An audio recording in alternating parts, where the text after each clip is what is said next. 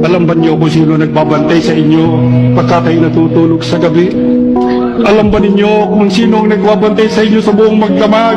Kung sino ang pumupukaw sa inyo para masilayan ninyo ang liwanag ng umaga pagdating ng kinabukasan? Ang Diyos na kung minsan ay ating nakakalimutan.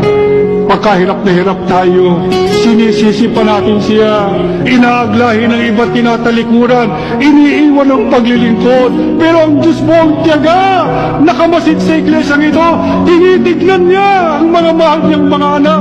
Ano sabi niya? Ako magbabantay, ako magsasanggala, ako magliligtas sa inyo sa lahat ng panganib. Mga kapatid, ano ang suliranin ninyo ngayong umaga? Ano ang gusto ninyong sabihin sa Diyos na nagpakilala sa atin ngayon? Meron ba kayong gustong isumbong sa Kanya? Meron ba kayong gustong isakdan sa Kanya? Meron bang mabigat na ligalig ang inyong buhay? Meron ba kayong pasampasan na hindi na ninyo makaya? Ama, halika! Halika sa templong ito, sa santuaryo hanggang sa tabernakulo, hanggang sa mararating ng tinig na ito. Ama, lukuban mo kami ng iyong malaboy na kapangyarihan.